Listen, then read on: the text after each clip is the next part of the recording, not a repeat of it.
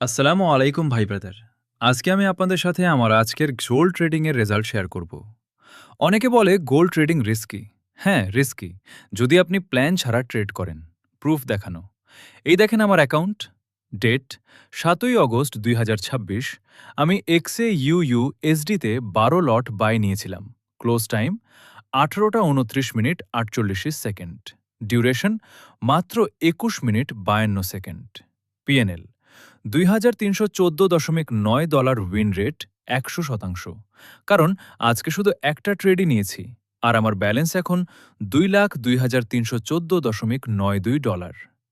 আমার $২,০০,০০০ account active আছে। End date ২০ August ২০২৬। লেসন এখান থেকে ৩টা জিনিস শেখার আছে। ১. পেশেন্স।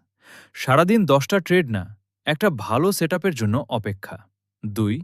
Risk management. ১২ লট নিলেও আমার এসএল ছিল ৩। Emotion control. প্রফিটে গিয়ে গ্রিডি হয়নি, টার্গেটে ক্লোজ। Outro plus CTA.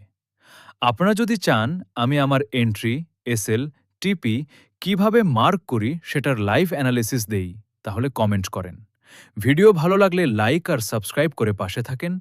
দেখা হবে পরের ভিডিওতে।